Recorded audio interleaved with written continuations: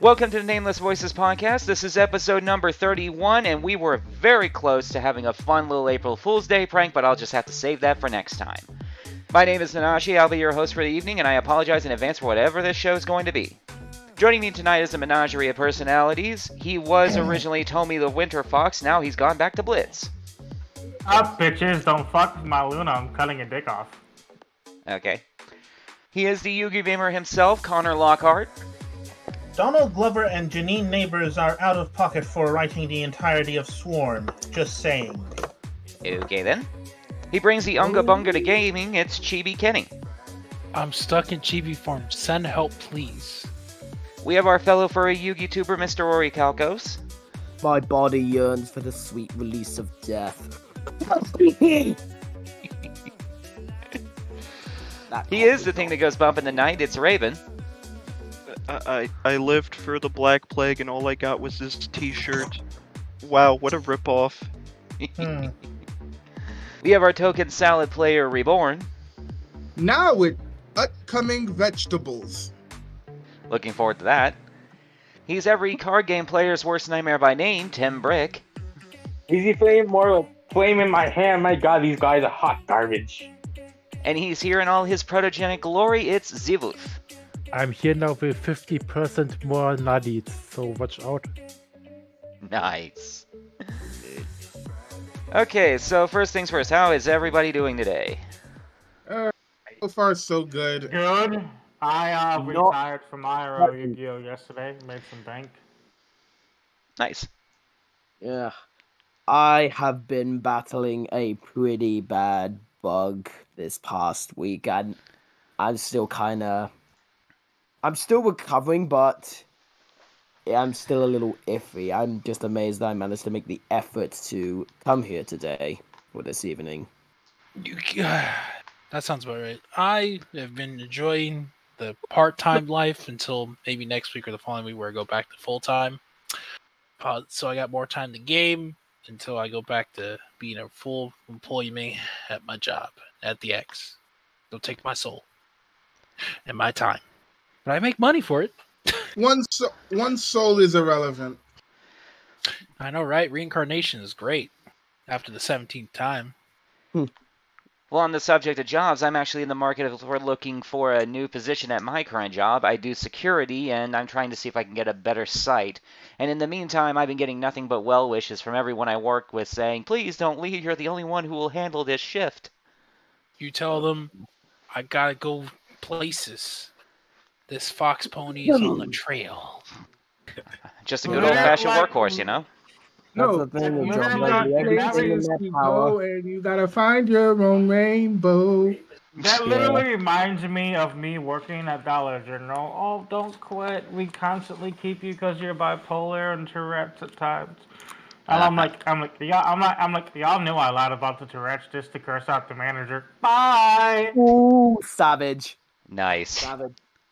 Okay, so got a few fun things to talk about real quick before we hit the stuff we are all here to talk about. First off, who remembers that new video game Forspoken? No. Oh What? yeah, No. I heard about No. that. The What Square Enix game? It's Yeah. this Square Enix game where the protagonist gains magical abilities, but the main problem with it was the writing. The writing about and it. I saw zero advertisement for that game. and the fact that you can beat the entire game by spamming primary fire and dodging. Yeah, that too. Well, here's the There was a lot fun. wrong with it. Well, here's the reason I bring it up. From what I've been told, that company failed so hard when it came to making its first ever game Forspoken that the company had to get reabsorbed into Square Enix. That's Good. hilarious. Yeah. Good. That sounds... Damn. That's a And level of also- failure you never expect to see. It's like your Also- child failed so hard it crawled back into its mother. No. So let me Roger the would fate- walk up to them and be like, damn. You want to hear something funny about all of this, though? Sure. As we're talking about Forspoken's failure, like a second later, we get an update from Project Ignis EDO Pro. The Battlin Boxer cards are now available, or your time to shine. Oh, thank Your God. time to shine it came Let's the moment we frickin' spoke about go. Forspoken. Yeah, baby. That's what I'm talking about. That's what I'm waiting for. Battlin Boxer 101 is going to be interesting, especially considering the new Infernoble support as well. Oh So yeah. I'm gonna be honest with you on The this. Battlin Boxer for supreme goodness. I'm gonna be honest with you about the Battlin Boxer stuff. In the TCG, they usually reprint everything that goes to that. Or whatever they don't reprint, they stick it in the OTS or like a next side set. So I'm just hoping that they reprint Lead Yoke. I don't want it to be like an $8 rare reliving the Dragon Rollers. Yeah. Well, on Just the what just happened anyway. on the subject of parent companies, the next bit of news I have is a little bit more light. We're all familiar with the company known as Rooster Teeth, the creator of Red vs. Blue and Ruby. Oh, hell yeah. Yeah. Greatest series ever. Yes. Yeah. Well, no joke, they turned 20 years old back on April 1st. Yes, they did. Wow. Which is kind of hilarious. I've been a huge Okay. fan of Red vs. Blue since it first came out. I've got a server Same. dedicated to it on Gilded and everything. I like the show. We all know Caboose is the real Actually, hero. need to see Red vs. Blue one day. I know them because of Death Battle. Yeah, You gotta watch Imagine it. Great being series. older than Smosh. it's worth watching. First season's kind of rough, but once you get into season 2 and everything Yeah. else, you really get a feel for how dumb you'll these love people the are, character. and it's just fun For- to watch. It Just- literally is a great series that sometimes make you go like, as well, some would say, you threw a grenade into a wall. That was the worst throw ever Of all time. of all time. Indeed. There was a wall. Just a It's like- reminder, Salem had the same voice actor as Princess Peach. Good to know. Yes, she did. One of my favorite Really? voice actors, who's also Cortana. Well, that's why I love Of her. course it is. Why do you Guys, think she's so please good? don't She spoil gets me. I it. still want to watch the movie. Of course, nothing about the movie other than the voice actors that we know are there. It's nothing big. But I moving hear it's into pretty.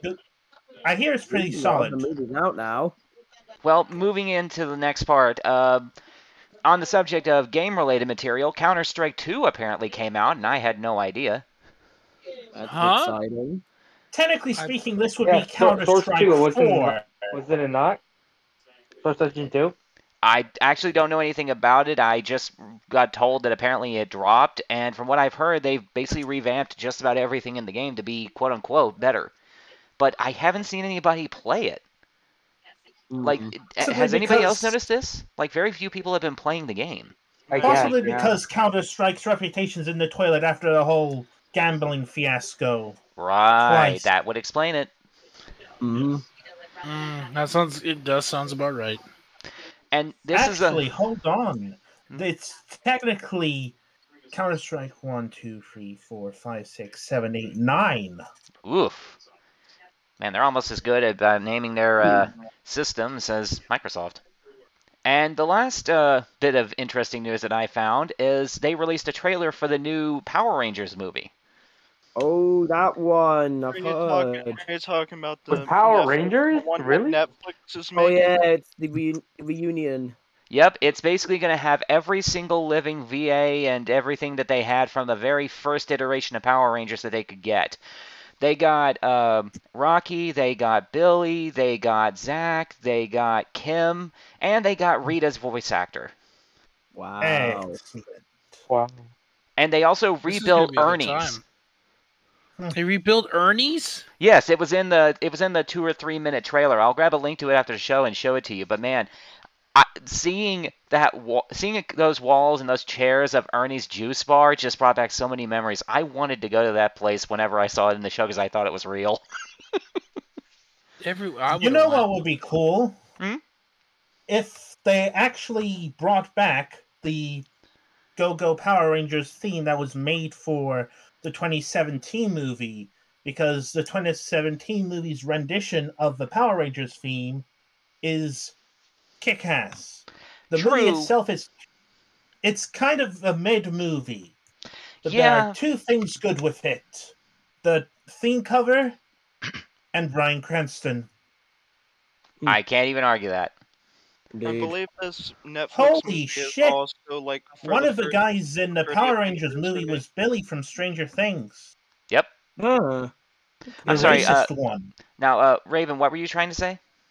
Oh, I was trying to say that this Power Rangers reunion is also a Netflix-made movie for the 30th anniversary. So, knowing how Netflix is, it may either be mid as hell, good, or very, very bad. You never. It's like playing bingo with Netflix sometimes. Well, here's the thing. They're dealing with a child's property, which means that there's not really much that they can censor or alter that's not going to tick off the entirety of the audience. So Well, there is a distinct there is a distinct possibility that this could be good, especially if the trailer is any indicator of that. I mean, it's not really a matter of censoring. It's more so like quality-wise. Yeah, but that's what I'm getting at. Usually quality goes down because Netflix feels the need to change things that they have no reason to change. Just look at what they did with JoJo Part 6. Oh, God. I won't get into specifics because that goes into spoiler territory, but they made some changes and it made the show a lot less enjoyable. That sounds about right. Don't even get me started on their live-action anime remakes. Oh God, God, they ruined Cowboy Bebop for me for life. Okay. One of my favorite animes of all time. Welcome to the ouch, motherfuckers. I'm afraid that they also will ruin the One Piece live action thing. Like, oh boy. Before Netflix actually I'm scared made Netflix might take Kamen Rider and do it. Just despite you just said it. They couldn't do any worse than the original Master Rider from like 25 years ago. It isn't even just live actions that they sometimes mess up. Like, deadass, when I got into the manga for Record of Ragnarok recently, like a few months ago, and I saw the anime trailer for it, and I was like, yeah, let's go. I get to finally see all these cool moments from the manga animated and on screen. Fucking Netflix decides to hire the worst anime studio known to man to fucking animate this, and it's been a mess for 2 seasons now. Yeah, essentially. Cough, Velma. Oh God, let's not get into that again. Okay, it's no Velma, but they could have done better. Well, Velma is officially rated the 3rd worst show ever produced, according to official reports. Yeah. What was the second and first? Some show over in Turkey and some show over in Britain, I think. I can't remember. I don't have the list in front of me. If I recall, it's also the worst rated piece of media on IMDb, like right under Dragon Ball Evolution. The king of bad media got dethroned that day. Wow. You have to really fuck up hard to get that low on the totem pole. No, because I remember that Mindy Kaling was actually ended up beating Halle Berry's record for Razzies for Velma.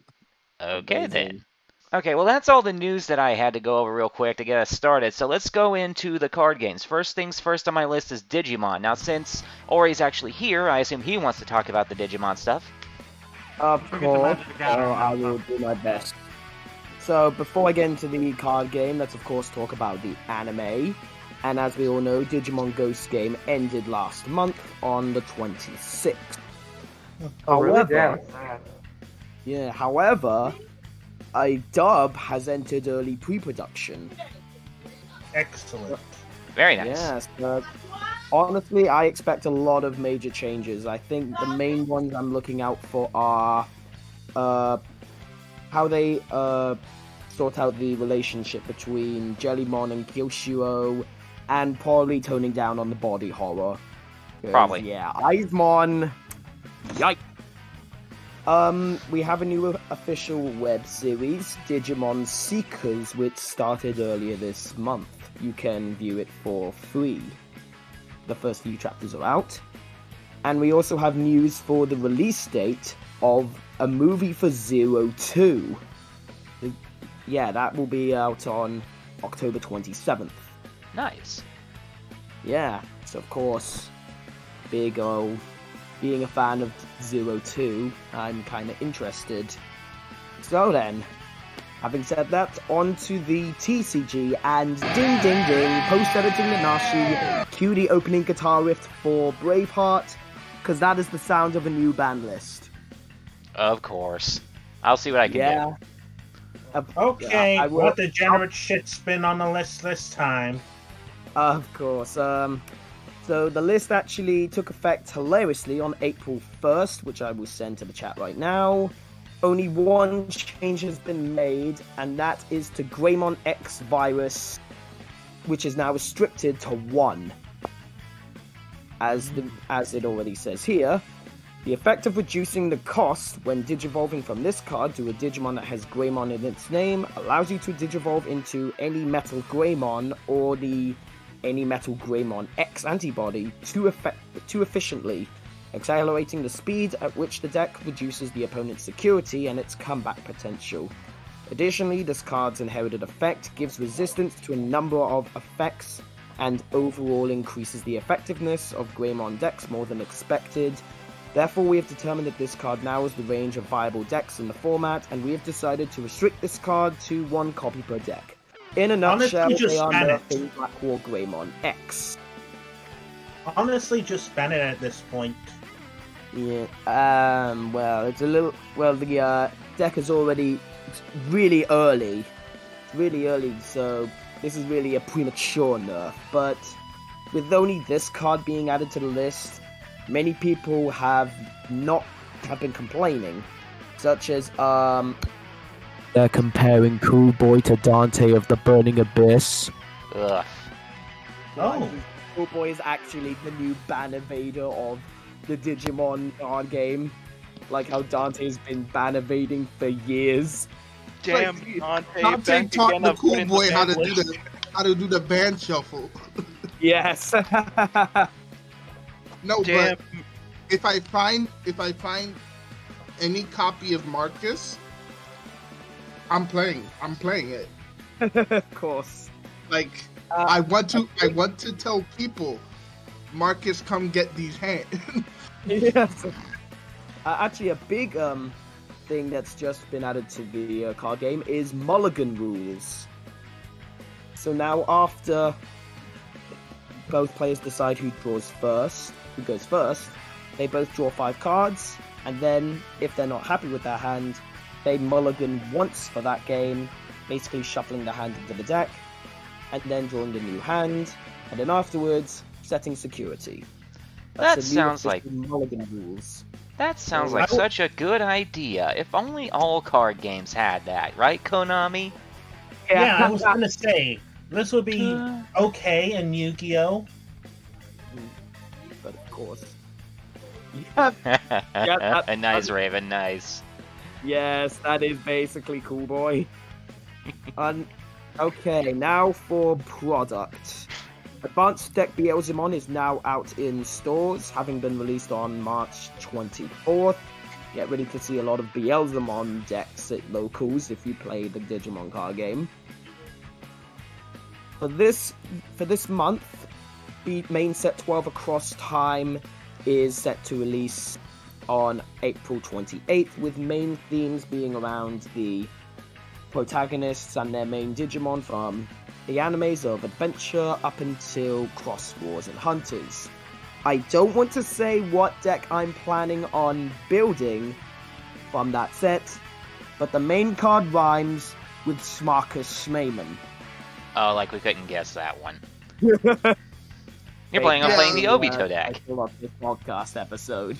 Like, I literally feel that Marcus is literally going to be these hands, the archetype. No, the tagline for Savers should have been "Local angsty teen punches God." That's basically what we're dealing with. Or XPT just walks up to God and tells him, "Yo, come get square up." Yep. And Agumon is like, "I do nothing." And then just the old man say no. The old man say no. And XD team just is like, come get this work. I mean, you said it yourself. His fists are rated E for everyone. Yep.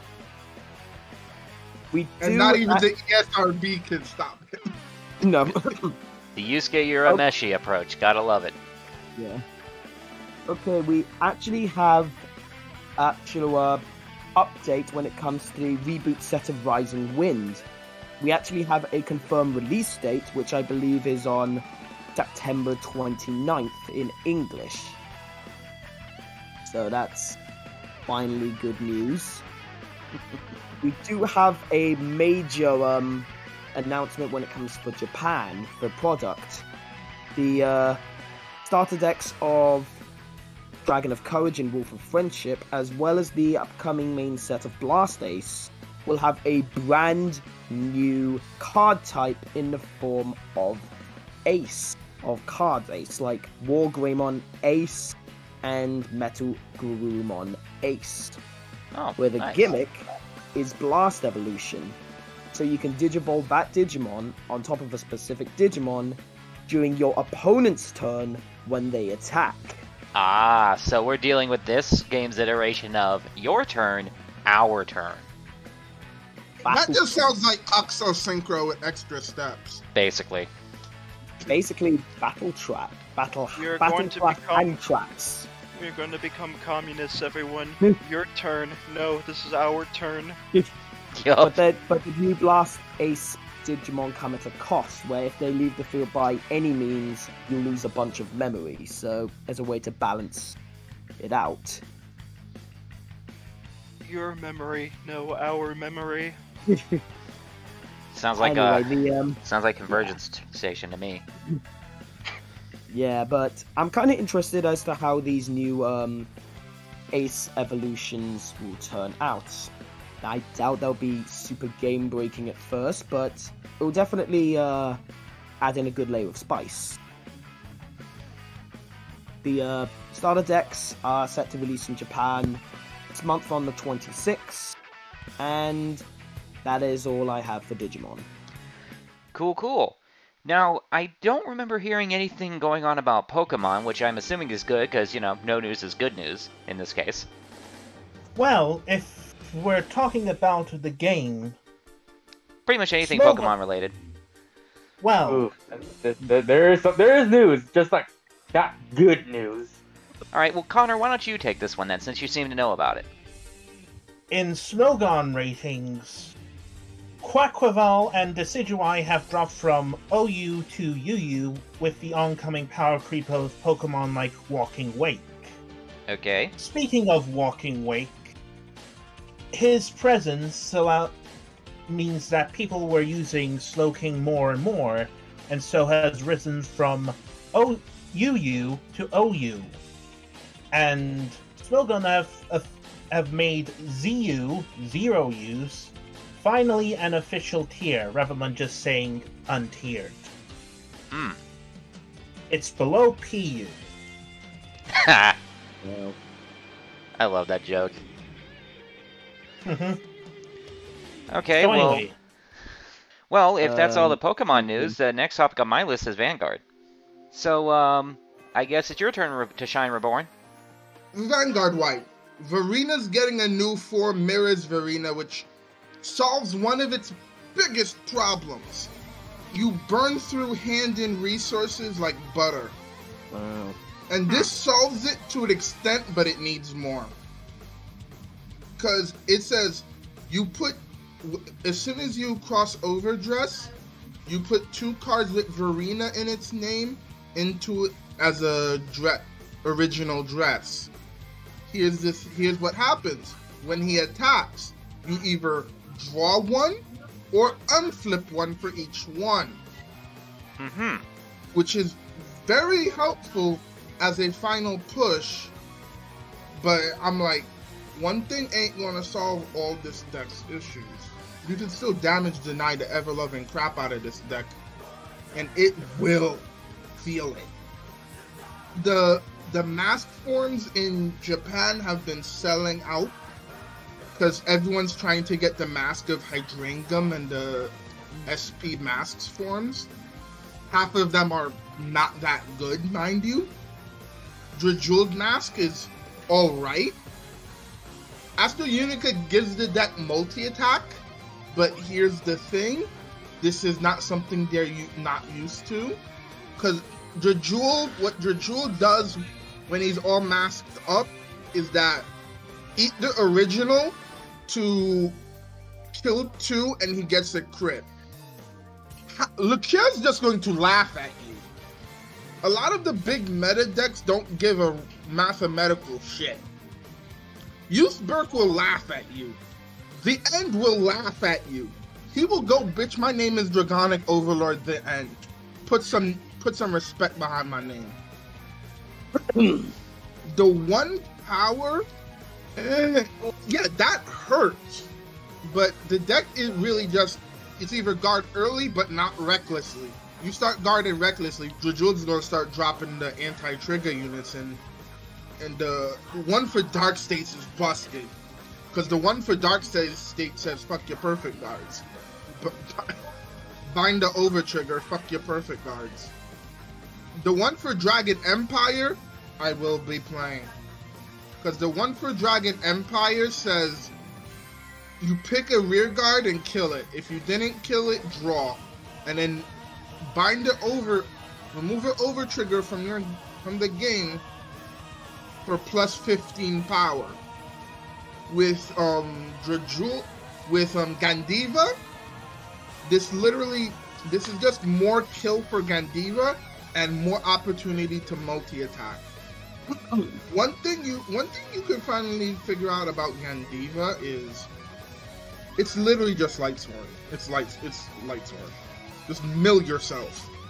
Just imagine if JD said, I give every Lightsworn 500 power for every time you mill. All stuff. Mm-hmm. Yes. Lyrical, they're trying to go with the whole Easter themed support for all the stuff. Alestiel is okay, because Alestiel's thing is bind a card from hand, restand, pull the original from deck, but the original loses a drive. The original is going to be in Black Wings, so she's going to have 28k power. This gets over most shit, but there's a lot of testing that needs to be done for. I can imagine. Griffogelia is people just want to play the masks. Because some of them make the deck better. Leonorn, like, I'm not even gonna argue that, because you're gonna have 2 stage 1 attacks with Leonorn. Gotcha. Once Gandiva hits stateside, I will be playing Gandiva. Eugene ran its course. But with Gandiva, it is nuke, use Best Harvest better than Eugene. Because when Eugene is just binding 1, 2, 3, you draw 3. Gandiva is bind, retire 2, draw 4. And remember, the first time you use Gandiva's effect, because of the grade 2, it's free, and so therefore you are using you're using Best Harvest in Gandiva. That's not even. I should probably explain what Best Harvest does. It basically is, anytime you kill something, you draw. Okay. So in Eugene, you kind of needed this to make up for all the minuses that you have to take for stuff. Because who knew? Resting 2 cards, no matter how much you want to write home about it, resting your own shit for a simple retire is not account for a good effect. Yeah, that sounds about right. And the deck has 0 multi-attack. That's awkward. Yeah. Speaking of, there's a theme that the sets are going to start with now. The main units that started every archetype, which means in DPT 11, the next encounters are Ezel and Dragonic Kaiser Vermilion. I'm like, Vermilion is back. We're gonna have actual Thunder Dragons in Narukami now. Wow. We're gonna have actual Thunder Dragons now. You've been complaining about that for a while now. Yes, there were not a lot of dragons in Dragon Empire. The so-called Empire of Dragons lacked dragons. Figures. Imagine being called a dragon or draconic empire and barely have any noteworthy dragons to speak of. Yes, I'm like, Dark Zone has more actual dragons than Dragon Empire. I'm like, well, I guess we can take a Payday 2 logic out of this. Better late than never. True. And Greedon Masks is coming out in the next set. So Papa Greedon put on a new suit, and I'm like, holy shit. Greedon's too fresh for this world. Really? But I will be running Kaiser. This also reminds me I need to finish Kaiser for Premium, and I probably will be doing Kaiser for V. I forget sometimes that Vanguard has 3 different formats that are actively played. Yes. Yeah. I have every version of Narukami. You can name an archetype, I have it. Good to know. I would run Brawlers for V. I'm missing a few things from my premium version of Kaiser, because Warning is still $15. I need 1 Warning, and I'm good. Then I'm just gonna start building Kaiser for V, which isn't hard. Everything's like $2. The blood is 5. You're running 3 of each. Okay, well, was there any other news? Oh, Bang Dream. I'm not even gonna start with Bang Dream. I am not fond of, like, you have to be amazing for me to get into promo thing. Because what I'm hoping for happens in America, that happening in Japan, because everybody's trying to get the masked cards. Everything else goes under the bridge. Like, everything that's not a mask is like $4 or $5. Yeah, that's usually what happens when it comes to stuff like that. If one series is so high in value and sought after by everyone, everything else tends to go to the wayside most of the time. Because Mask of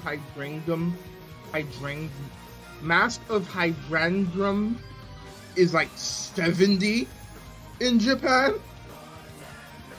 and most of the mask forms are like 30, 40. We're not in Lambroke format yet, where you have to take out half your child's college fund to get a playset. Reminds me of the days in Yu-Gi-Oh! When we got out credit cards just to buy Necros. Yeah. Yeah, I think, agreed. What we're going to see in BT11 is some masks, some stuff for Solarion, which Solarion is just, want to play some Russian roulette? Because they're getting a grade 2 version of Dindrain, and I'm like, I could live with that. Yeah. They're getting a lot of utility orders. Keta's getting, they're trying to make orders that are not just for Bastion, and one of them is literally just Pot of Acquisitiveness. Except that the card comes to the field. You look at the top, you Soul Blast one, look at the top 3, one goes to the field and the rest go to the bottom. Gotcha. And Stoicheia literally gets Chaos Ruler the effect, but they can use it turn 1. Remember Chaos Ruler, the Chaotic Dragon, the one that got banned? Vaguely. Which one? The Synchro Monster, that... Oh, that one, yeah. Sorry. Oh, Chaos Ruler. Yeah, imagine Vanguard gets it as a spell that literally just says, excavate 5, 1 goes to hand, everything to grave. Dang. And We it's, have that Yu-Gi-Oh! We have that Yu-Gi-Oh! Section request for crawlers. and Oh it's yeah, made, yeah. and it's The made more because like survivors. Zorga can't afford to burn through resources. Because whenever you play with Zorga, just get used to the words of lose by deck out. Yeah. That sounds about right. Like, Zorga you will just see, like, by turn 4, your entire deck is in your graveyard. Hence why Zorga doesn't rely on Persona writing that much. And even if they do run the new Zorga, it's probably just going to be 1 in the ride deck, 1 in the main deck, and one masks in the main deck. Because the mask of Hydrangea is just gonna put it to your hand. Gotcha. Was that Yeah, all like- the news, or? Yeah, pretty much. I should probably organize the news next time. It probably would make it a little bit easier for you to read if it was pre-organized. Okay, well, if I recall correctly, Tommy said he had some Magic the Gathering news to talk about? Yeah, I am going back into Magic the Gathering. I quit Yu-Gi-Oh! Because I just got tired of constantly entering these remote dual locals and just barely scraping by. So, Totally don't blame you. podcast chat. So I'm going to post the 2 decks. I'm going to post the 2 EDH decks I'm going to pick up. Basically, it's from the Phyrexian War. Basically, if you guys also cup up with the Lord of the Rings shit, there's going to be 1 ring printed, and it's going to be 011, and it's going to have that elfish written on the ring. As for now, I'm giving you anywhere between $100 value to $65 value. This one's $65, the one I just posted. Last time I checked, the night deck was giving you $100 value. Let me find where I saved that. This deck right here was at the 125. The reprint volume went down. This was giving you $100 value for a $45 price tag. But the main thing about this is basically Phyrexians invaded the world. Now everyone's fighting back, and it's just on like a motherfucker. Gotta love Magic lore. Yes. And here's these are the, I'm just posted all 3 decks I will be picking up. Those 3 decks I will be picking up. There's also an Angel deck for you Angel lovers out there from Angel Magic the Gathering players. I know there's a lot of you from 2012. This recently, my friend convinced me to get back into Magic the Gathering, and I picked this up. Yeah, it wasn't worth it. It was worth more sealed, but I cracked it, and we've been having fun with it. We don't know what we're doing half of the time, so whenever we both have an off day, we'll both go to the card shop to learn the rulings. But Magic is gonna be real crazy. Sneak peek is next week, and then let me look up when the Lord of the Rings shit is coming out. March of the Machine is gonna be really good.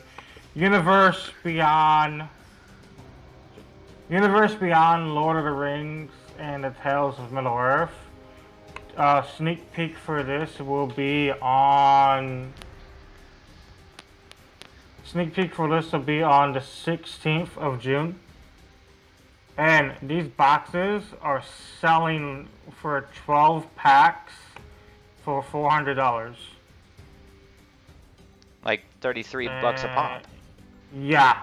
So the EDH decks, I wouldn't be surprised if the EDH decks were like $70 a piece. but Magic is like I literally have a locals right next, like 5 to 10 minutes from me. That doubles down as a Magic the Gathering. It doubles down as a Pokemon store and Digimon stuff, but it's mainly Magic EDH. And then it triples down as an old video game store, and then it also has old records plus old 60s stuff, and then it has a jukebox that they're trying to fix. Huh. So that's your retro locals, and then their back room is just so big for a small mom and pop card shop. Well, it sounds like they're loved by their local community if they can afford all that and still stay in business. Oh, they've been around for 14 years. I'm not gonna give out where I'm at, but they've been around for 14 years. Well, that's fine. And then this is the same place I went and bought $100 worth of binders for $11. Like nearly $100 worth of binders for $11. And then my friend's getting the one binder that's worth 20, and then I gave my friend a deal on the binder worth 60. I'm like, hey, just give me 40 cash. And then I sent it to, he gave me 40 cash, and there's like, yeah, I'm moving to this address, sent it there. Cool, cool. Okay, well, was there any other Magic news, or was that everything?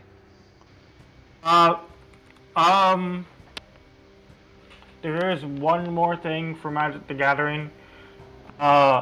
This Lord of the Rings set does seem like a cash. You cut out there, buddy. And this is why this shit's so expensive. That and everything Lord of the Rings sells. My mom brought me my old Lord of the Rings cup from 2001. Battery doesn't work. Everything's fried. The cup's still worth $50 just for being a McDonald's cup. Neat. Yep. Alright, I'm dip out now that I did Magic the Gathering. Alright then. Alright, peace. Alright, well, was there any other news about anything card game related before we dip into the other stuff? Nope. No. Alright, then I guess the next one on my list is Weishwartz. Yes. Now, there has been quite a bit of news, so I'm going to try and go through this quickly. The Bushy Road Spring Fest has officially started, and their first two tournaments, which appear to be three-man tournaments, have already taken place. On March 4th and 5th in Toronto, they had 42 three-man teams attending, which is pretty good. And the winning team was playing a combination of Quince, Kaguya-sama, and Seven Deadly Sins Escanor. In San Gabriel, California, 2 weeks later, they had another three-man team tournament, which had 76 attending, and the winner was playing Hololive, Seven Deadly Sins Escanor, and Quince. And there was supposed to be another tournament in Duluth, Georgia, but I never got the results for that one. But there was another one at the same time in, and please don't kill me if I mispronounce this, Zivith, Kaiserslautern, Germany? Yes. Okay, cool. Sounds good for me. Okay. I have a hard time pronouncing German words. But there were 36 three-man teams, and the winners were playing Quince, Mushoku Tensei, and Seven Deadly Sins Escanor. Which, unfortunately, leads me to the next topic on my list of Weishwartz. They released a ban list. It went public today, and it goes into effect 2 weeks from now. One of which was, unfortunately, Seven Deadly Sins, which is a deck I was planning on making. They gave us a choice restriction saying that we cannot play a card called Gil Thunder Negative Little Gil and Escanor Master of the Tavern in the same deck. Reason being is because Gil Thunder would clear lanes of cards off the board when you play him, which made it much easier for Escanor's ability to do massive amounts of damage directly to become very easy to make live. So you cannot play both of those in the same deck. You can still play the deck perfectly fine, just don't get that same easy burn lane destruction combo. They also hit Quintessential Quintuplets, which is, as I mentioned earlier, a great front-running deck. And they made it so that you cannot play Daily Routine Nico Nakano, Dozing Off Ichika Nakano, and Important Charm in the same deck at the same time. You can only play one of the three, which is identical to the hit that they put them on in the Japanese ban list, and I believe that they were just waiting to hit this particular one, this particular group of three cards, to make it the same as over there. Now, as far as products concerned, the Kill la Kill, Haruhi Suzumiya, and Log Horizon power-up sets are officially out and available, as is the Bang Dream Girls Band Party 5th Anniversary Pack. And we officially got confirmation that on September 1st, we're getting the Overlord Nazarick Set 2 to be officially released. And if it's exactly the same as the one that we saw over in Japan, Overlord Nazarick might be a competitive level threat. And now that we've gotten all that out of the way, we can get to the topic that we're all really here to talk about, the Yu-Gi-Oh!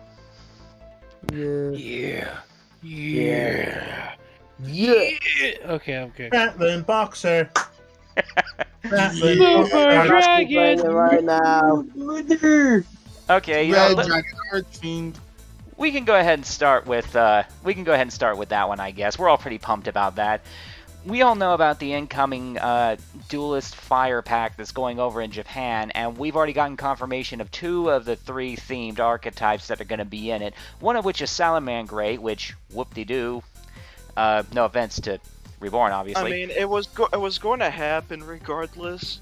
Yeah, We like don't need other- more everyone- salad That's what- cards. those are archetype Go in the away with anime. this No. shit.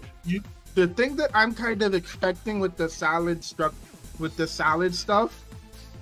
I'm expecting a Synchro and maybe a Link 5. Yeah, that seems reasonable. Link 5 is actually pretty much up their alley. They already have the Link 4. Yeah, but the Link 5 probably won't reincarnate.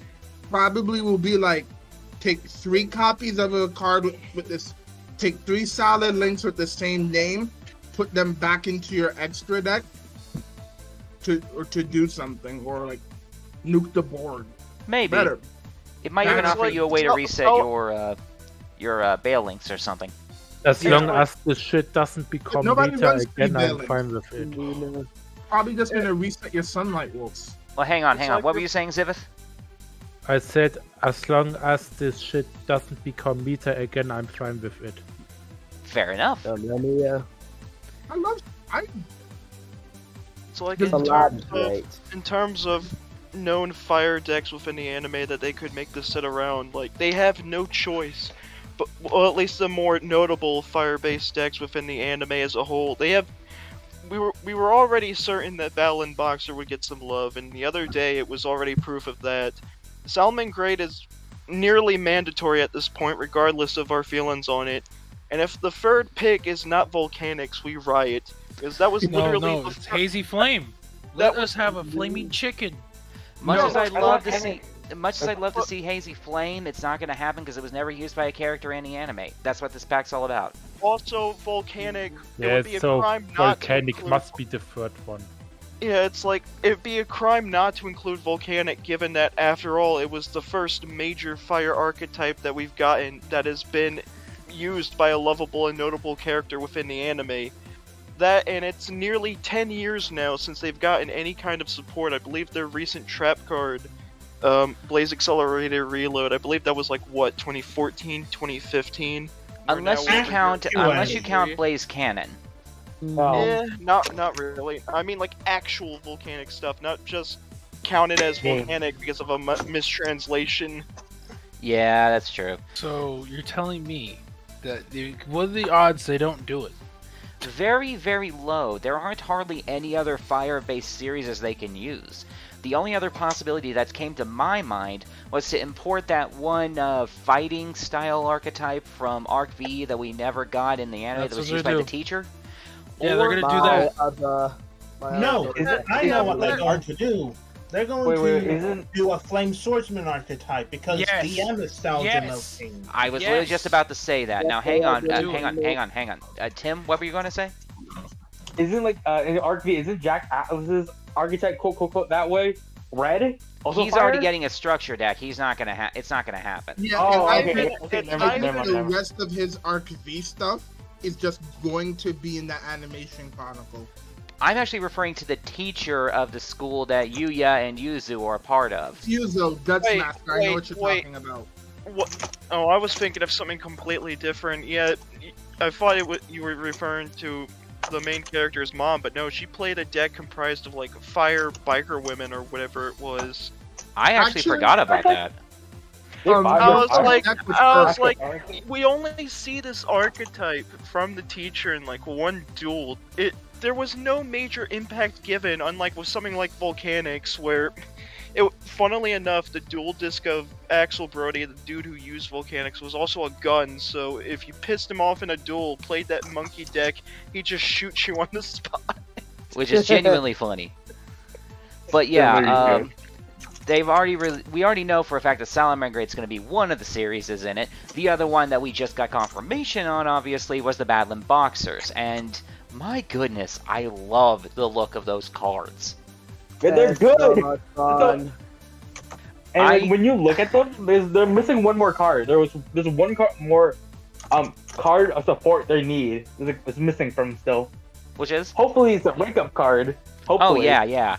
I mean, they've got a monster now that can actually bump their levels up to 5, so they can play them legitimately, but they do definitely need a normal rank-up style card. I mean, rank-up card needs to be named Rank-Up Magic Battlin Boxing something. It needs to be something like that, so it can be searchable with the new XCs, like, what was it? King Dramsey? I don't know how you say that word. Dempsey. Yeah, it has to be searchable by that. Aside from the Barian-based support that also helps them get the rank-up magic with ease, I feel like not needing to rely on, what was it, the quick play, the normal or quick play spell that just allows you to place a rank-up magic on the top of your deck with ease, the one that the Sharks got. Yeah. Instead of needing to rely on that, I feel like Battlin Boxers would also be good with like a spell or monster that just searches it from deck, rotas it. Hang on just a second. Connor, are you okay? We're hearing a lot of noise on your end. Oh, sorry. No, it's fine. Just making sure you're okay. Last time I heard that much noise, Chaos was fighting a freaking dishwasher or something. Nah, it's fine. It's just my chair. Oh, that's fine then. Sorry about that. Go ahead and continue, Raven. The root of that chair. But yeah, a spell or monster that could, aside from the Barian support that we got mostly for Sharks, that could also help Battlin Boxers rank up with ease would be nice to see. Yeah. Well, we already have Magic. Again, it needs to just be called. It needs to have Battlin Boxing in the name, so it can be searchable by the new XC's monster. No, but the thing is, if they're going to make a Battlin Boxer rank up, it needs to be a quick play. It needs to be a quick play, and it needs to be as impactful as Numeron Force. Maybe. Speaking of Battlin Boxer, they are now in Edo Pro drin. They are? Oh yeah, they're in Yes. Edo Pro. The new Battlin. That's what I was talking about earlier because I found it funny. We were talking about the failure of You're talking about the failure of Forspoken, a literal video game mess. All right. A few seconds later, as we're wrapping that up, the EDO Pro bot was like, "Oh yeah, here's the new Battlin Boxer cards. You can use them now if you want." Nice. That was excellent. I'm playing them right now. They're amazing. Looking forward to trying them myself. That was just amazing timing. If you want to play them IRL, I suggest getting 7th Ascension right now. Yeah, probably. Yeah, that's the name of that spell card, correct? 7th Ascension, couple Byron's Chaos Draw, and then a 7th one for meme power. Yeah. Ascension was something else, wasn't it? There's a counter trap that lets you cheat out 101 to rank up. That counter trap can cheat out just about anything. Oh no, 7th Ascension is the one that allows you to place rank up magic the 7th one on top of your deck. I was getting mixed up for a second. Okay, but here's the question. Is that going to be worth playing in Battlin Boxer? Clearly it's worth playing in something like, Sharks, because it's supported out the ass, but what about here? No, that's what I was thinking. Like, yeah, you can use this to get like any of the Barian rank ups or even the 7th one, but it's like you can't just solely rely on this. You need something else for Battlin Boxer so they can even think of wanting to play any of the Chaos XCs. No, but I'd say 104 Star Cestus is worth it because it could knock people out like on the right day. But if you want 73 Commander Caesar is less of a card you're going to finish the duel with, and more something that helps you control the field. Which is fine. It's like Does that make sense? The new Chaos Season monster they've got is pretty good, but if they want to summon that out on a consistent basis without relying on rank up Magic the 7th one or trying to get any of the rank ups, they need something. They need either a spell or a monster that could search out the rank ups, or a new rank up spell entirely that could be searched. There is a possibility that card might get announced later. They do that sometimes. No, but the thing is, you can run Zexal Construction in Battlin Boxers. Yeah, I'm not saying you can't do that, but do you really want to do that though? Some stuff you don't want to see in your hand, like you don't want to see Glass Draw. That's true. Like you don't want to see it Glass Draw in your hand turn 1. Okay, well let's just agree on this then. Obviously, we're getting solid support. We've gotten the Boxer support for the most part. Hopefully, they give us another card or two later on when it gets closer to the release date, whenever that is. And hopefully, the third pack will be Volcanics. Okay, then let's go ahead and get back on track, because we got quite a bit of news to cover, actually. So, first things first. YCS Philadelphia was going to be on May 13th and 14th, but it was pushed to May 27th, 28th for some reason. Does anyone have any idea why? No. No. I've not heard of this, so... It was just announced the other day. But here's something we can all laugh at. Cross Duel is shutting down. Yes. Oh, yeah, that. What's about time? No one's surprised. Someone put the world's smallest violin, if you can, please. So apparently they're going to be having like 2 more system updates, and then they're going to shut down in September. Yeah. Rest in piss. You won't be missed. It's Gotcha. like, at this point, who was surprised? Like, yeah, the concept was interesting, but overall execution, you've done nothing. Exactly. Realistically... Maybe you've given us the weird Red Eyes girl, like, avatar that could, like, pass for a Red Eyes support card, but you didn't really do much else. Realistically, the best thing that came out of that whole game was the characterized Yu-Gi-Oh! Card people. That's awesome. The one for the Monarchs, absolutely amazing. And don't forget my boy Odd Eyes. Be a good boy. Okay, fair enough. You got me there. So the Odd Eyes. So the next thing on the list is the Master Duel updates. I'll go through these real quick because there's quite a few. Master Duel is Tier Laments. I actually rejoined Master Duel because I started following this VTuber on Twitch. His name is Junk. He's hilarious. He's really high energy, and I'm hoping I can play against him at some point in the near future because I want to show him the power of penguins. Do it. As soon as I can. Theoretically, it could happen tomorrow. But as a result, I got back into Master Duel. Yeah, maybe. But I got back into Master Duel as a result. It actually feels a little better than it used to, so I think I'm here to stay this time. But as far as new stuff, they released Selection Pack Strong Will, which had the G-Golem, Gem Knight, Crystal Beast, and Ishizu cards. The pack was trash besides Ishizu, and those were able to be crafted. Right. The Tryout Duel rental competition was very awkward in my opinion. It was designed to use the decks and support released in Strong Will, obviously, but I could not get into it. Yeah, like, it's not worth to play. You get one single pack onto you, and you mostly get trash out of it.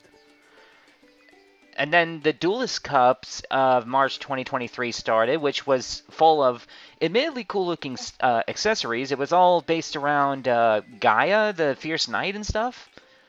Interesting. Yeah, that one was actually kind of cool. Apparently, if you did something well, Gaia the Fierce Knight, the partner, turned into Gaia the Dragon Champion. That was kind of cool.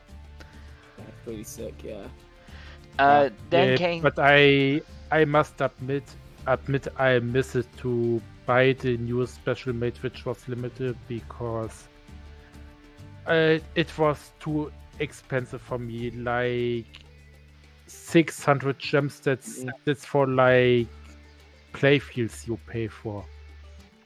You know, I won't even argue that. The prices do seem kind of weird. They don't add up, no pun intended. But after that, we got the new World Legacy editions, which were really cool. They gave them a part 4 of their solo mode, which officially completes their storyline, I think. And they gave us an Orcust mate. Yeah, and the Orcust accessories. That was cool. I actually have that, but where I'm still partnered up with Moki Moki, I don't want to remove Moki Moki from my field. Don't blame you. I use the ritual. I'm still up with Dragon Maid. I use the ritual field with the little ritual raven in the temple. I've got magical hats as my graveyard and banish pile, and I've got the World Legacy World Scar mate placemat. And I've got Moki Moki for my partner. It's just so scuffed. It's hilarious. Of course, yeah. The Dragon Maid partner is also so cool. She turns into a dragon when you go into battle phase. That's the best. Yes, nice little attention to detail. Yep. Yeah, can't even lie. Let me think. What was next? Oh yeah, Selection Pack Passage of the Sun came out, which makes me very happy because that gave us cards for Winged Dragon of Ra, Crawler, Witchcrafter, and Mayakashi. And they also gave us a slew of Baguska accessories. Really? Sleeves. Baguska, yeah, Baguska, like the terribly tired taper. I was about to ask the drunk tapir Baguska, the stinky tapir Baguska. Yeah, the one that they censored to trade all of its beer bottles for pillows. They removed all of those sweaty stink lines from it to get that message across to the kids. Like, oh no, it's not actually drunk, little Timmy. It's not actually musky because it hasn't been doing anything for 7 weeks now. It's actually just tired, and those are little clouds above its head. Yeah, that. Okay, so I'm trying to remember. As far as Master Duel, there's another thing we need to go over, and that's the incoming ban list. They didn't ban anything, but on April 10th, they plan to limit the Orange Herald, the Flu Field Spell, Gozen, Rivalry, and Skill Drain. And also preemptive hits for tiers. Absolutely. Which do nothing. Except the field spell being at 1, that's the only effective hit there. Which is still enough to get us started. At least we're not dealing with it all at full power right from the get-go, right, TCG Konami? Well, we have because they get all the fusions at 1 set. So it's basically full power. Yeah, well, maybe they'll still be more manageable on Master Duel than in real life because, you know, we still got Max C in there. That might be enough to give us an edge. They're also playing the semi-limit Necroface, Thunder Dragon Hawk, Runic Fountain, and Runic Tip. Konami has no balls to limit or ban cards. Well, hopefully they Not will. in Master Duel. Not Master Duel. Yeah. Real life Yu-Gi-Oh, yeah. Master Duel, they're like, people are having very much fun. Because, again, just like in real Yu-Gi-Oh, you have to spend money to get packs. Semi-limit Necroface or Thunder Dragon Hawk does nothing. Like, semi-limits are useless in this game. They kind of are. And on that subject, they've also unlimited Altergeist Multifigure, Oviraptor, Spiral Quick Fix, Galatea, Divine Wind of Mist Valley, Spellbook of Judgment, and Super Poly. Who cares? Actually, Super Poly's not bad, because we've got a ton of targets now, and including that new bird that's coming soon. So that might even the score. Super Poly is a nice counter for tiers, actually, so I'm glad that is back at 3, but the rest don't care. Well, on the subject of ban lists, there was also an OCG ban list that dropped on the 1st, which we thought was a colossal joke, but it's even funnier that it's real. They banned Sprite Elf. Good job. Keep it going. Good job.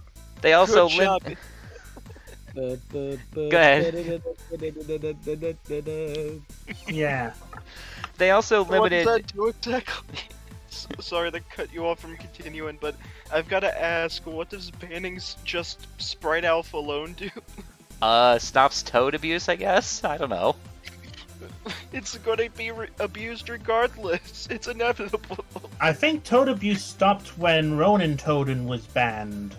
You don't know that.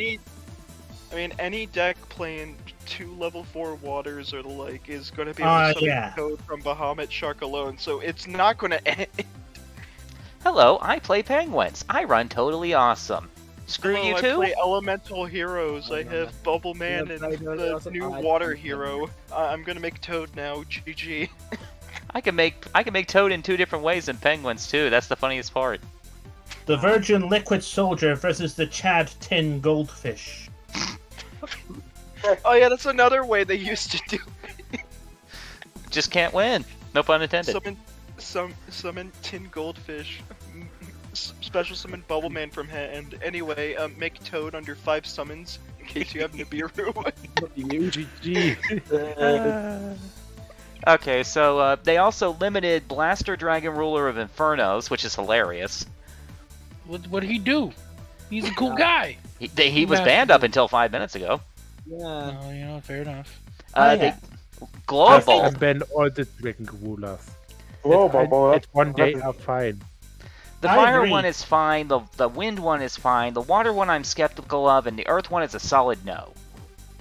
Nah, I think they should all not only be unbanned, but at 3.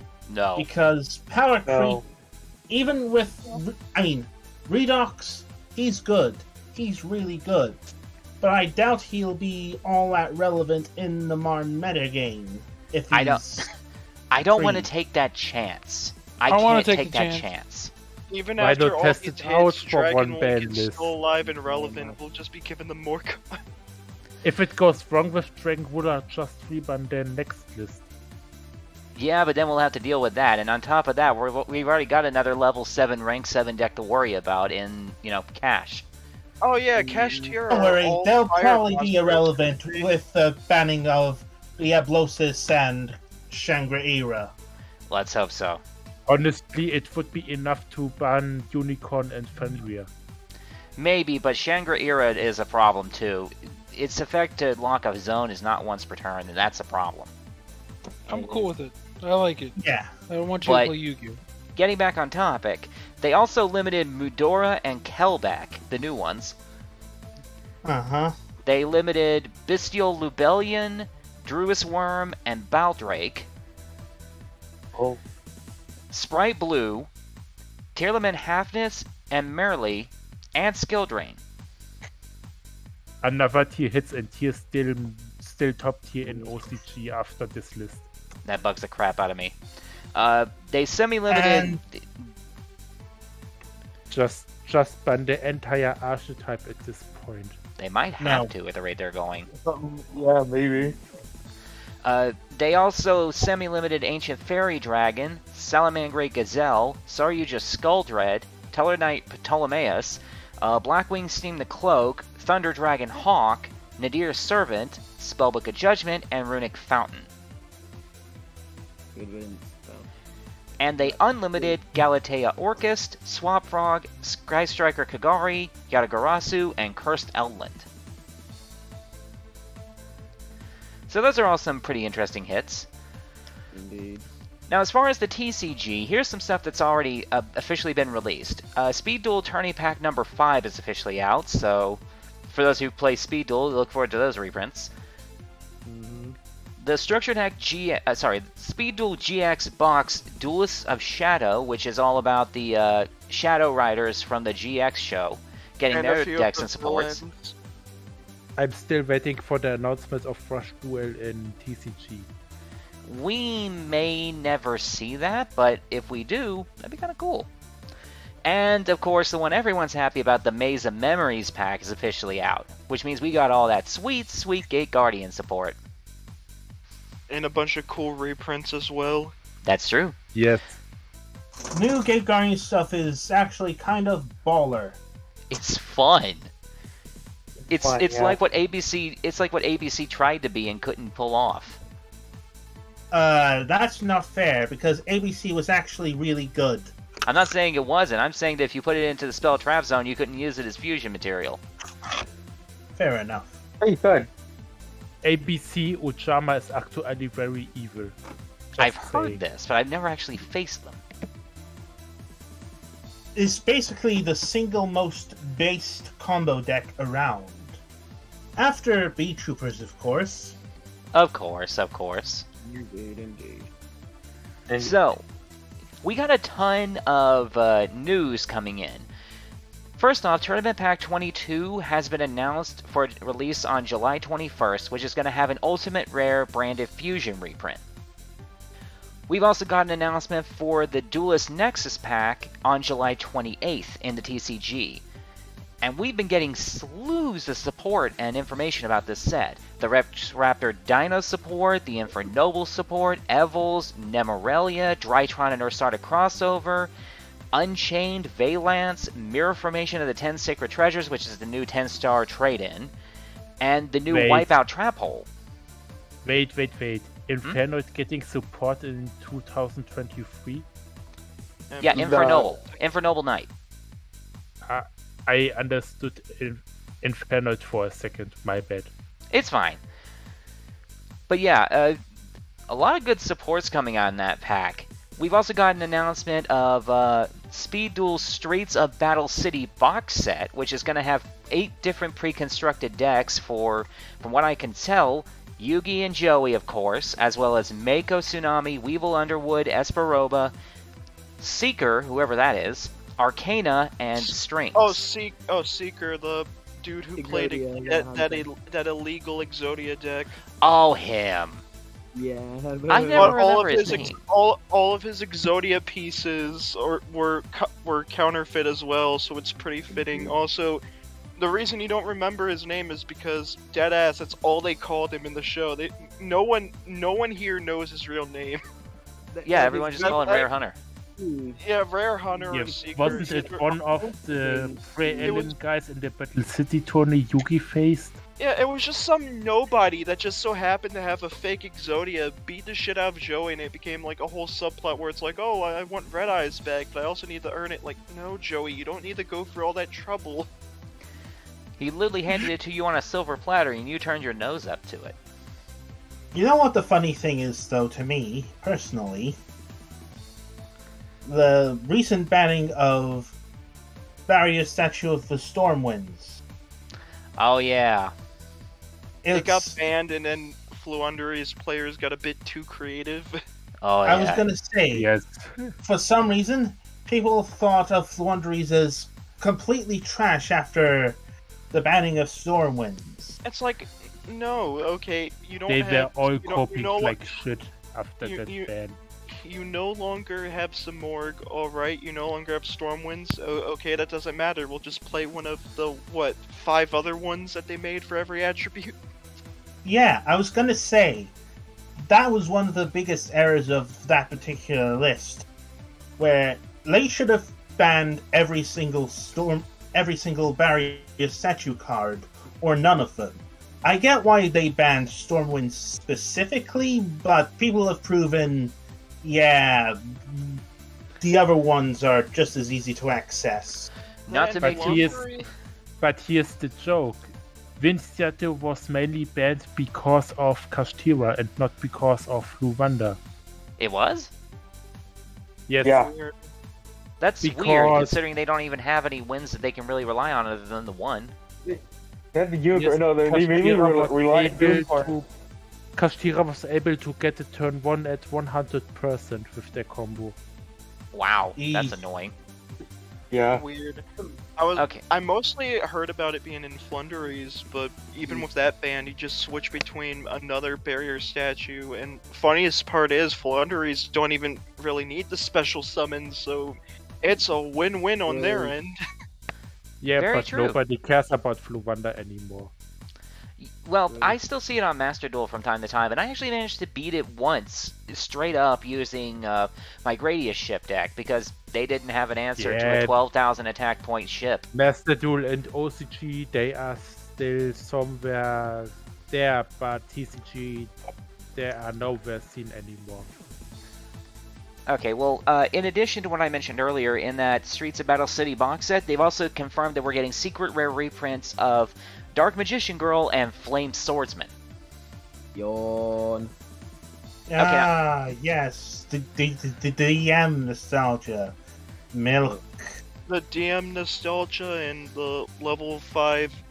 And I think the they're level also 5 fire printing ready off, fusion target. That's nice. Hey, to be fair, sorry. I was about to say that I think they're also printing off Secret Slife of the Sky Dragon. Ooh, that one's cool. Of course, the one Yugi played. Well, yeah, it's nostalgia bait. It's nostalgia bait, but Secret Rare Slifer would be nice to see, not gonna lie. Yeah, no doubt. Let's see. After that, sorry to cut you off. Good. Speaking of which, did we ever get any secret rares for any of the god cards? I would assume Raw at this point, but I'm probably wrong. Yeah, Speed Duel. We had a Speed Duel set where the god cards were printed in Secret Rare. I was about to so it's not the first time that Slifer is going to get a secret rare printing. Regardless, I mean, it's something. Even if it's already been done once. Okay, so after that is the 25th Anniversary tin that they just recently announced, which is going to drop on September 9th. It says here that each tin is going to have 3 18-card mega packs, each with 2 prismatic rares, 2 ultras, 1 super, 1 rare, and 12 commons.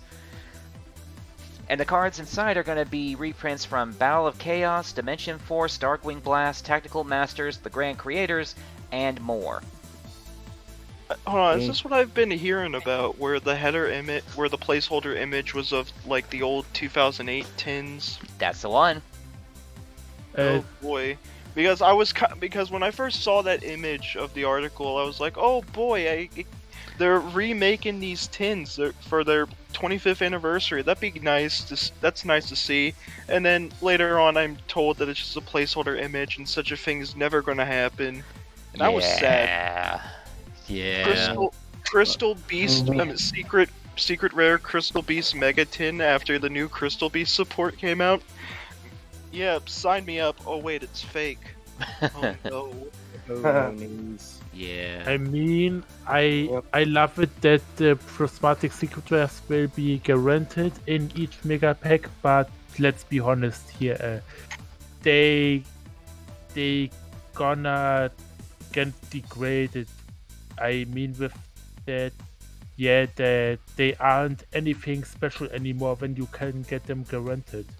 When they were something special in the past, when they were super rare. True, but that does mean that there's a possibility that just because the rarity isn't rare anymore, the cards that it comes in might not be.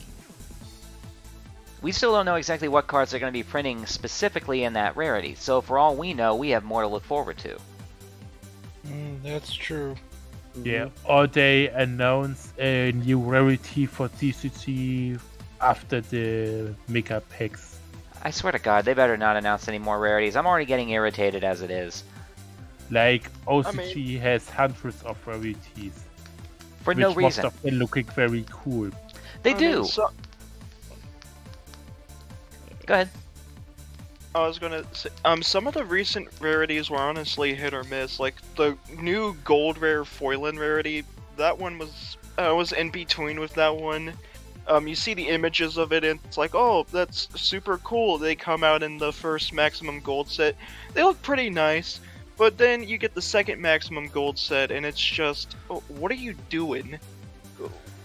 You don't need all, and then there will be times where the foiling itself will just start cracking, like little borders of the gold rare, what they use. Yeah, it just start cracking off if you're not careful. And then, I mean, it's not bad as Platinum Rare was. Don't even get me started on that. And then, yeah, no. There was we'll Platinum never have to Rare, deal with that. Platinum Rare, which they gave us for that Noble Knights box, and if anyone remembers that. I do. And then for revamp or re-release of the movie packs, the 2016 movie pack, they gave us that in gold rare, and I just wanted to throw up at that point. I don't know who here on God's green earth decided, hey, you know what would be fun if we mixed the hated platinum gold rare with the mixed received gold rare.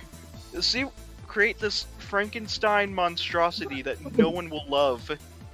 I'll love it just to spite you, Raven. I'll love it. How dare you?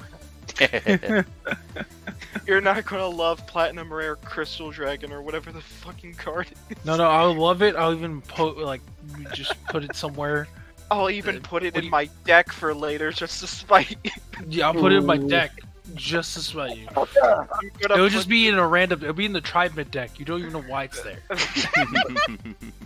Oh god. Platinum Gold Rare Blue Eyes or Dark Magician and stick it in my Destiny Hero deck. You'll never see it coming. You'll never see it coming. No, it's just gonna be my expired ID. Be like, my license right there. And then they had the collector rares, or Millennium Rare, whatever it's called, which I've rarely seen because a lot of the cards that were in that rarity were were short printed. But from what I've seen, like image-wise, it looks fine. Yeah, they did go over the top with the foiling, but it was cool. And I mean, it's no like Ghost Rare, but it's something. That's true. But it's like, what other rarity could they do now up to this point? They've already experimented with nearly everything. I mean, they even had the Mosaic Rare where, from the battle packs, where it was just... They put little tiny shiny squares on the cards. Oh, they're gonna call it Konami Rare and just make front and back holographic. That'd be hype, not gonna lie, but there'd probably be a lot of issues with that. Like there isn't already? No, I'm not saying there wouldn't be, but it's like... but it's like, even if you did have sleeves, you'd probably be able to tell which cards you're gonna get. Similar to Hobby League cards.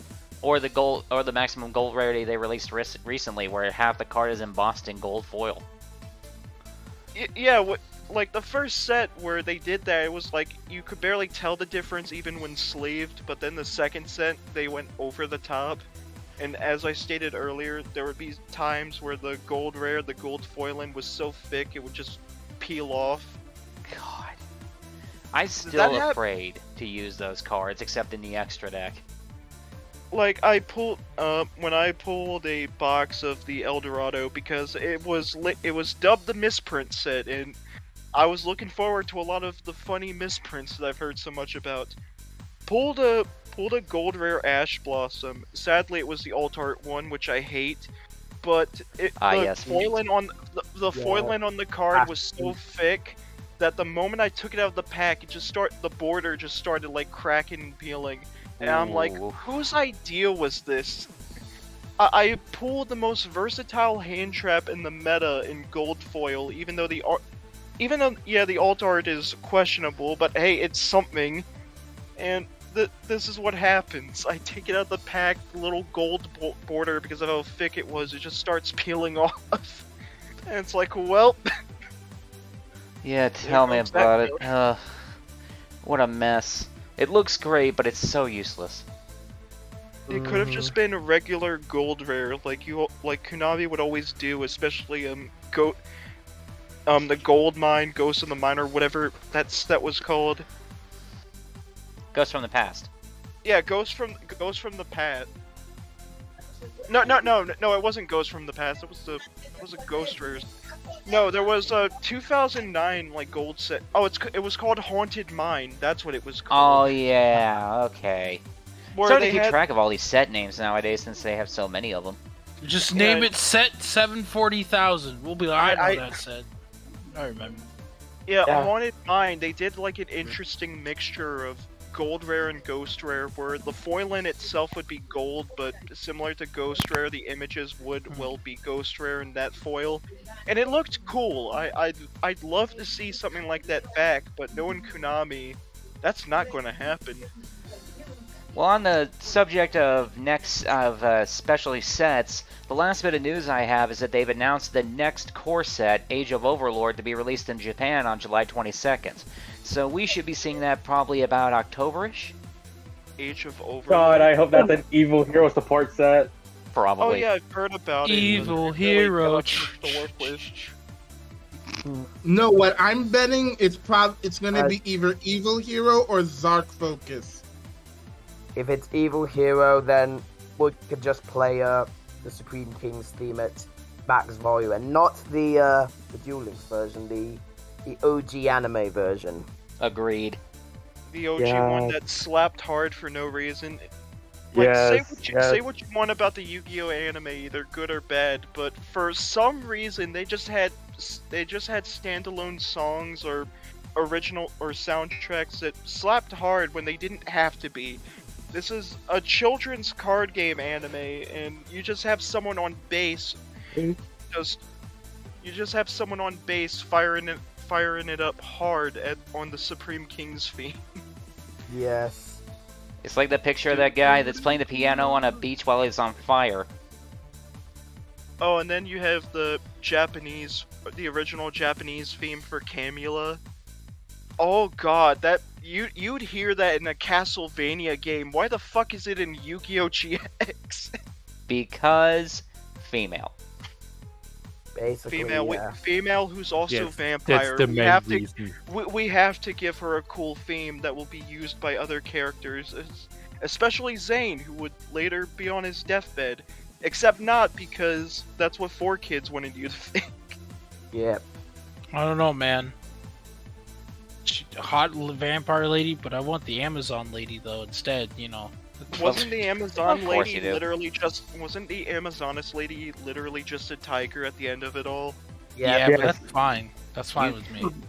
And GX, there was this whole, she was buff Amazon lady. She was buff Snu-Snu lady who was also literally just a tiger the whole time, and it caused one of the students to go through this existential crisis on whether or not they're furry in the later episode. Furry representation in GX confirmed. No, like deadass. A few episodes after that duel, there was this spin-off. There's this like little filler episode where they celebrate Duel Spirit Day or whatever it is, and all the students dress up, and Bastion, the dude who's having this crisis, is dressed up as Amazoness Tiger, full-on tiger fursuit, by the way. It just makes me thinking about the fursuits that the characters were wearing in Hell of a Boss. Oh boy. Yeah, no, that was such a fun day trying to explain that to my friends. But yeah, that's pretty much all the news I've got, so... Hold up, I found the image, by the way. Share it. Hold on. You will are not... This was in an actual episode, by the way. You got very creative. Show us. Hold on, I need to get to the chat. Hold on. Go right ahead, man. Yep, that's it, man. That's my guy. Guys, my guy, Bastion. It's like, Bruh, guys, Bastion has been through some embarrassing shit in his time in GX, huh? Bastion over here, like, guys, I'm not a furry, but Snu-Snu Tiger Woman, it just be hitting different. Yeah, absolutely, Bastion. Talk about she was stacked, bro. She was bricked up. I've seen people do more for less. We got this noticeable image before they eventually would write him out of the show. Sad days. Yeah. This is furry discrimination. I will not tolerate it. I mean, to be fair, furries have been insulted and made fun of since like the day they were created. Yep. Facts. So it is my turn now when people are still will to stay, or will they vanish again once I start to talk? Go right ahead, man. If you got something to share, go for it. I wanted to talk about wrestling topics that recently happened. And sure. Also about gaming topics. I think I start with the gaming stuff first because that might be the most interesting here. And that is that the EU and CMA said yes to the Microsoft deal. And that Sony is completely out of the picture now. Oh. Like they completely lost. That's what you get when you have a console with no games. Basically. We talking about the PS3 now? Let's go back to PS5. PS3 has no games. Who wants a PS5? Raise your hand. I have one. All right. I don't. Shame on you. Who would just rather get a good ass PC? Raise your hand. Everyone raises their hand. I have one. I have a serviceable one. I got an Yeah. old gaming laptop that I've been holding onto it for a few years. It does the job. Does the job. And I'm getting a gaming PC gifted soon. Oh, nice. So Yes, you're a high-end one. Ooh, fancy. If you ever get around to getting what the specifics of what it has and what it does is, drop it into the chat sometime. I want to take a look. The thing is, I haven't decided yet which one I want to pick. But I decided once my mother gets her money from the insurance, which is a lot, since we finally won in front of the court after all those years, they just gave up to defend it, and yeah. So to the wrestling topics first. Last weekend was WrestleMania 39, and it was banger after banger. I would say WWE delivered once again. I highly disagree. They should have had Cody take the belt, get that off Roman, build up Brock and Roman next year for WrestleMania 40. Then have Brock destroy him on Monday Night Raw. We got that. Rhea's doing her thing, which is always great. I believe Sammy and Kevin should have won. That was fine. The Usos need to do something else. Yeah. Yeah, night one was nice that the Usos finally lost their title. They should have made a triple threat match. They really should have just said either Gunter versus Sheamus again, if not Gunter versus. Actually, they should just Gunter versus Drew McIntyre. That's been better. But I can understand why Cody lost, because the build-up was not realistic. It was way too smooth for him, and it has one of the family to dethrone Reigns at this point, and it will be most likely Jey Uso. Or if The Rock really has time at VM40, but that will be too late, and most people will jump to ship by then. So that's what I'm saying. Reigns must lose the titles at this year's SummerSlam, or it's too late. No, because if they were smart, and this is why I wouldn't be a booker, they would have let Cody take it, then take on Brock, who would be like, "Oh shit, it's Brock." We all hate Brock, but it would be like, "This is the first time." Funny enough, because Brock Lesnar turned heel this Monday Night Raw after Mania. Use a frying pan as a drying pan. Oh god. And Brock destroyed Cody Rhodes. That's what I'm saying. Raw after Mania. And got destroyed the next night. Say there was just a rematch for him and Roman Brock comes out and destroys both of them. Well, now it's a DQ, which means Roman still has clause to a rematch. But now we can build up Brock versus Cody. And now we can have more inside the family. Yeah, we got Brock versus Cody without the titles. With is stupid. It's dumb. That's what I'm saying. Cody should have won. That next night, they have the rematch, even though it wouldn't have to end in DQ because of Brock, because Brock's evil man. Now there's 2 matches right there for future. And now the Bloodline can start getting disarrayed. Like, hey, you lost the belts. We all lost the belts. Well, we at least can get ours back. You couldn't even beat the guy who you know. So we have story. This is why storyline is important in wrestling. Also, can we laugh about Dominic Mysterio's entrance? How hilarious it was. It was a great match. It was hilarious. But can't talk shit. Rhea Ripley is basically an Amazoness monster in real life. I can't even argue that. Yeah, but moving on from WrestleMania now, next thing is, which is sad, Vince McMahon is officially fully back and took over the creative area once again. And it's as if 2022 never happened. Yeah, like all the shows will be shit again now. He will destroy everything Hunter built up the last 6 months under his new regime. And funny enough, from the backstage news, that all the talents and the staff were on the morale. It was like they were on a bridge. And the other news is, which I find also sad, because this means now WWE is immortal and can't be defeated by anyone else now. And when this deal, yes, WWE was finally sold. And if this sale goes really through, then they could buy anything they want without asking in the future, because the Endeavor Group, who owns UFC, bought them, and the CAO of Endeavor wants to fuse UFC with WWE, making them the biggest fighting league in the world, which will be unbeatable. Yeah, that sounds about true.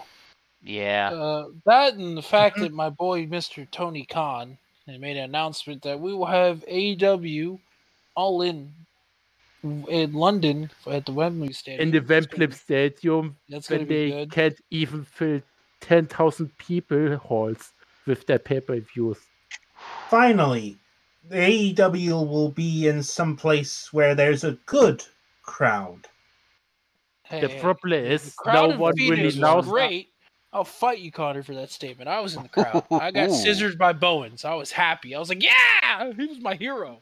Better than The England. problem is, I really love AEW, but it has really no fans outside of the USA. It's really an American thing for now. Well, that's why I kind of felt bad for the Lucha Brothers and anyone that comes from like Mexico or Japan.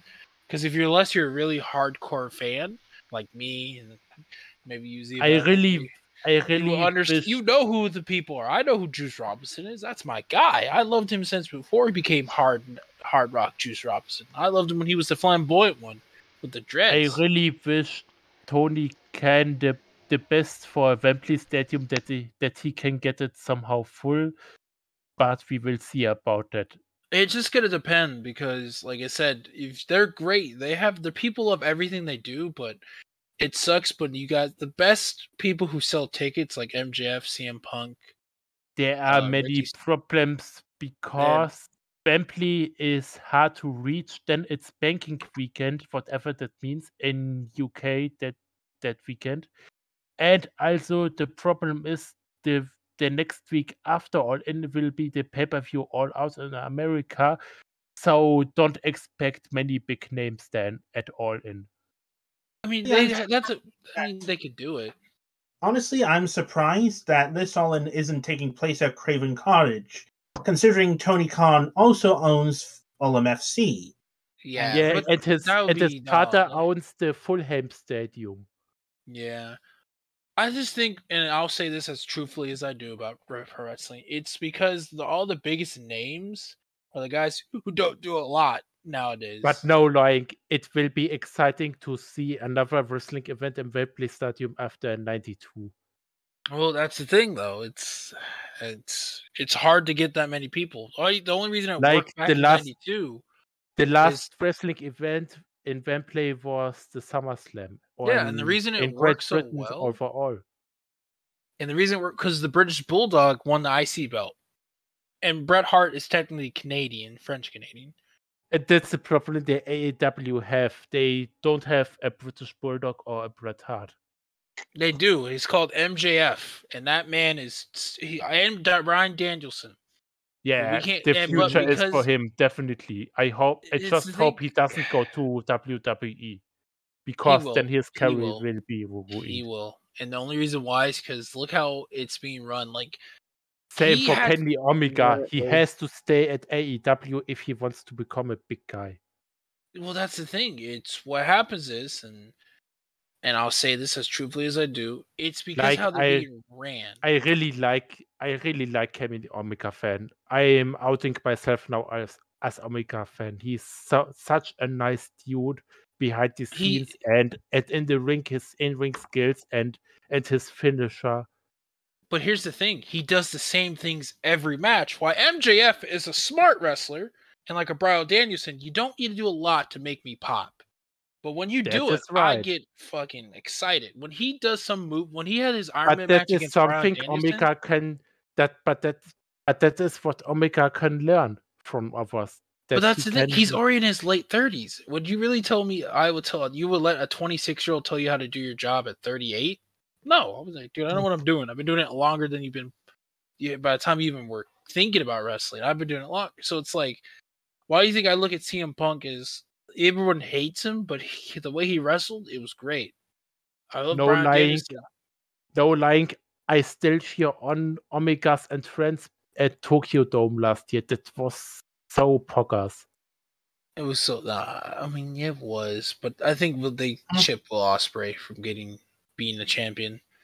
They just don't. I think that's what made Jay White sign with AEW because he was like, I don't think I'm going to win the belt again off of Okada. And I mean, I'm so glad that Jay White went to AEW and not to WWE. His way he talks, he wouldn't be able to make it. Especially after Vince is back at Power. Even then, he would go to AEW. He would go to NXT first, and even then, it's like at that point, would he really want to go to NXT if he's already kind of knows how to work? No, and once he comes to the main shows, Vince will change his name first and bury him after that. I don't think it's just because, again, it's blame Vince's booking staff, which is Bruce Pritchard, who's a back in the day guy, himself, and a few other guys. Like, remember Road Dogg's there, but that's more of a Paul Levesque guy. The thing Shawn is Michaels with is Vince, there. he's stuck with his mind in the 90s, and if we don't have the 90s anymore, we have the 21st century now, and that's the problem. The stuff Vince has in his head and wants to be done doesn't come on the fans anymore. Yeah, I get you, but I can't say much because Yeah, I'm just a wrestling fan in general. We're having a debate about wrestling from my this is side. A great time.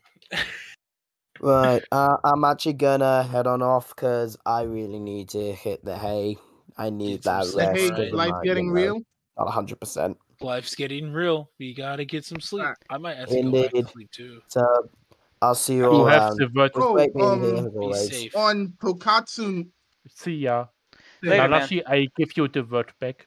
I appreciate that. But before you do, though, I do want to mention that in the Discord server, I went ahead and gave you guys a wrestling section, so now you can talk about it as much as you want. Have fun. No. Yes, don't do this to me. I have too many hot takes. I don't care. I'm like a Jim Cornette. No one wants that. Dude, go right ahead. I Let don't us care. talk about wrestling and post wrestling videos here on the server. Yeah. Honestly, you guys talk about wrestling significantly, not just in the show, but as a whole. I think you deserve a small section, and if it doesn't end up getting used very much, I'll just remove it. It's not a big deal. Hold on, I already know what I will post. Just. But in the meantime, Reborn, you were going to mention something Toku related? Yeah, I just find the hilarious fact that half, just to keep with the running idea that Rita's non-binary, they make her wear massive heels. Oh, you're talking about Rita from King Oger. Okay, no. King Oger. Also, that whole thing with Okagata Oger, I kind of called that. I haven't seen that episode yet. It hasn't aired in general. But you see the opening where Rackley's has that gold Oger caliber. I've seen that, yeah, but I don't know anything about it. So I'm just also, that episode hasn't been subtitled for general audiences yet. Also, I don't count him as a Silver Ranger. He does not look silver. He's closer to gray than anything, which I'm okay with. I guess we'll just have to wait and see on that. Also, I'm going to be very disappointed if Geats' final form isn't called Grand Champion. I'm expecting his final form to be like some kind of nine-tail thing. I don't know. Yeah, it's probably going to have like 9 tails. It's the only thing that makes technical sense. Yes. Because of the whole 9-tailed fox. By the way, Lady Sarissa joined us a few minutes ago and has been listening in and commenting on the two of you talking about wrestling. She seems very entertained. Yes. I'll tell Lady Sarissa, blame me, a man who wanted to be a pro wrestler. I would have been Kenny the Caveman. I would have been, fuck it, I would call out so many people if I was at AEW at that one time. I would have said, I would have said something.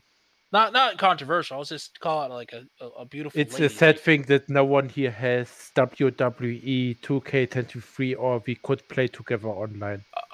See, I was gonna get it. I've just been broke. I always do the wait a month. I plan to get it next month because tomorrow I go on the fair and I need my money there. Oh yeah. Nah. I'll probably get it next month too. Start getting back into it. I just love the fact, and I'll say this now as a pro wrestling fan. I already know what my finisher would be because I'm smart. I'm taking I'm going to do a Bryan Danielson. I will become like a Jonathan Gresham of Bryan Danielson. But let's a Zack Sabre just Jr. agree when we play online together, we ban Roman Reigns because his rating isn't fair. Like he's unbeatable in the game. That's not a bad idea, I guess. Anything else we feel like talking about before we end the show for the night? No. Tacos, anything potato is delicious no matter the form. You mean like Mystic Taco Potato, the new Tuesday. Yu-Gi-Oh card they announced a little bit ago? Yes, I love it. I will rock it in any deck. I don't care if it makes any sense. Tri-Bit are going to have a potato in it, damn it. I don't care. Tri-Bit is a potato. Put it in there. Raven, put it in there. What if I don't want to? All right, I'll see you in the streets. You bring all the femboys. I'll take them out one by one. And better a potato than a lemon. Hey, lemons are great too. And before you ironically predict the next Mystic card. Mystic Lemon? No, I want Mystic Lime. That's got to be Mystic Lime. They're going to give us Ojama Lime before they give us Mystic Lime. They're never going to give us Ojama Lime. Mystic Lemon and Lime, and then there's a fusion monster that combines the two called Mystic Sprite Can. Oh, dude, that'd be great. Sprite Cranberry. No, Mystic Starry. Because God knows. I still to this day don't understand why Serum missed with Starry. I still don't get it. Mystic water bottle. Oh, hell yeah. Mystic H2O. Show title. Speaking of which, I guess if that's everything, then I'll go ahead and end the show here. Sound Not good? everything. All right. Not everything. Wait. What? We have to think get end the 3 this off. minutes full. For the end of this, I'm gonna bring in 2 pieces of Doctor Who news. Okay, sure. Why not? First off, BBC has announced a spin-off for Doctor Who featuring Kate Lethbridge-Stewart, who is a recurring character in the franchise. And she's also somewhat of a beloved character. So it was seen as a massive win that she ended up getting her own spin-off series, especially with the often underutilized unit in the modern series anyways. The other bit of Doctor Who news was less well received. Mm-hmm. Because out of seemingly nowhere, in the middle of March, as part of the 60th anniversary celebrations, there was a video called Doomsday, confused with the episode Doomsday. And everyone took the piss out of it. The crappy costume, the cheap green screen, the wooden acting. Everybody was taking the absolute piss out of it. And apparently it was a multimedia thing. I mean, can you blame them? Yeah.